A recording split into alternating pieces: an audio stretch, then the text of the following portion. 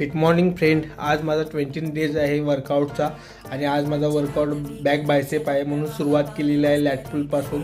लॅटपुलचे 4 set घेतलेले आहेत आणि त्याच्यानंतर मग मी बेंट ओव्हर रो याचे पण 4 सेट आणि 15 रेपिटेशन. हे झाल्यानंतर मग लॅटपुल डाऊन घेतला आहे, वाईड ग्रिप लॅटपुल डाऊन 15 रेपिटेशन.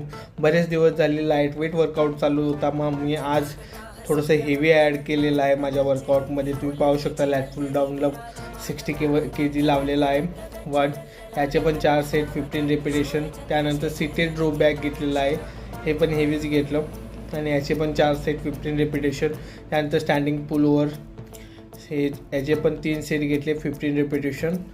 आणि त्याच्यानंतर बॅकच्या वर्कआउट बायसेप पण वर्क होतो म्हणून थोडंसं बायसेपची पण एक्सरसाइज घेतलेली आहे, बारबेल कर्ल. आणि त्याच्यानंतर reverse cable curl last exercise. चांगल्या प्रकारे बायसेप आणि पंप झालेला आहे माझा, तुम्ही पाहू शकता.